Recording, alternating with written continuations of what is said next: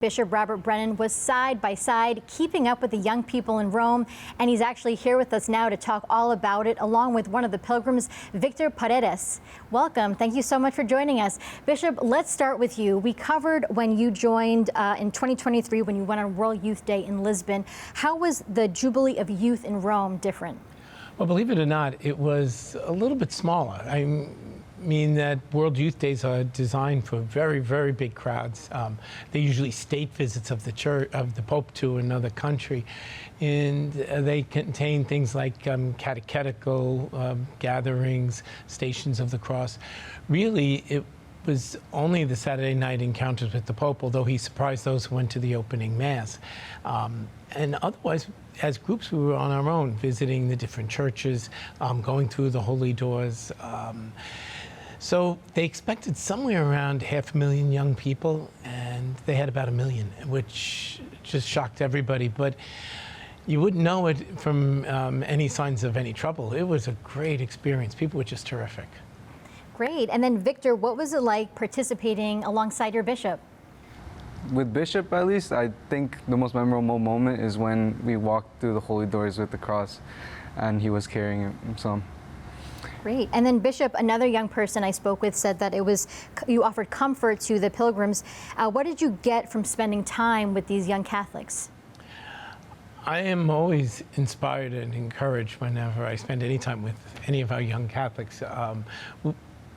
We had an impressive group of young people, 80 diocesan pilgrims plus another 20 from the Shalom community, and then we had a whole host from the neo-catechumenal way. What displays of faith. I mean, it was just incredible. Again, it was a hard journey. It was a tough journey, not a moment of complaint, but really a desire to come to know Jesus better, to experience his closeness. What I get is inspiration. I learn an awful lot from these young people, from their energy and from their desire to grow with Jesus. And you actually mentioned that there was 1 million young people at this event. What a testament to our beautiful church. Let's relive some of those moments really quick.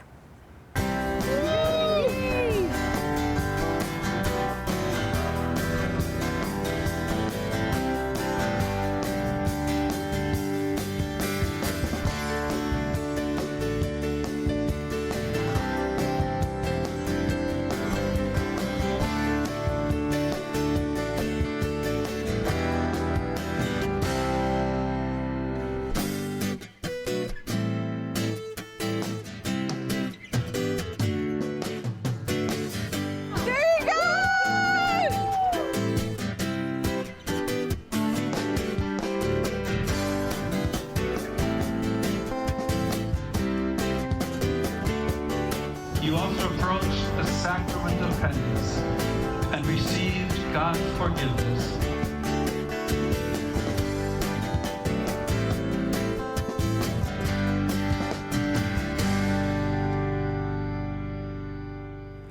What comes to mind when you see those images? Bishop, I'll start with you.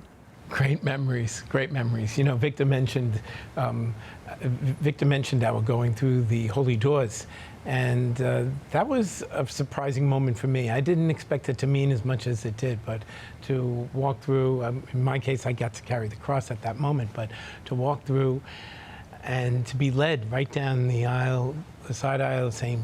Peter's, right to the tomb of the apostle to pray. It was very, very moving, very moving. It's wonderful to hear. Victor, what about you? I feel hungry. I remember that day, the food there, like, obviously they have to feed 1 million people, so it's not the best food, and I'm a little bit of a picky eater, like I'd say. So all I brought that day was chips, and that's all I ate, chips and water. That's what I feel. I feel so hungry when I look at that. But also it was kind of fun because at the end it was like, I felt so grateful for everything. I took a shower and I got in my bed and I'm like, thank you. And I've never been ungrateful since. And Victor, I know you also participated in the Bishop's Vocation Retreat, and you actually wrote about it in the tablet back in March. Did this Jubilee help you to discern whether or not to pursue the priesthood? Yeah, because actually I got to speak to JP, who's also applying. Just talking to someone else who's around my age. Like I've talked to a few other people who are also applying that are my age, but they're kind of far because I think everyone else is in Queens, and I'm pretty like settled in Brooklyn, like really deep in Brooklyn. So spending a week with someone who's also discerning was definitely helpful in making me more confident on like this is my path to go. So yeah. Oh, I'm glad to hear it worked out. And Bishop, what do you hope happens now? Well, I hope the energy continues, and I look forward to our future youth ministry gatherings, and the young people like you, Victor, who attended, are going to be a real source of inspiration and hope to another generation of young people to want to do the same thing, to come to know Jesus Christ, to follow Jesus, and to live according to his way. How do you think Victor and other pilgrims can keep that momentum going? Well, I think the Pope said it pretty well. He spoke about time in prayer, time in adoration. He spoke about going to Mass.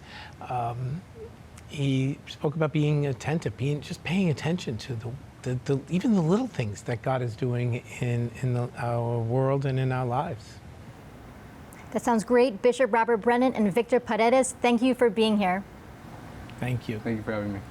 You can hear more about Bishop Brennan's journey with the youth of Brooklyn and Queens on his podcast. Just go to podcast.dioceseofbrooklyn.org. You can also search for Big City Catholics on Spotify and Apple Podcasts. Hi, I'm Christine Persichetti, anchor of Currents News. If you like what you saw, please hit the like button on this video. And if you want to see more content just like it, subscribe and click on the bell for notifications. Thanks for watching, because we are putting your faith in the news.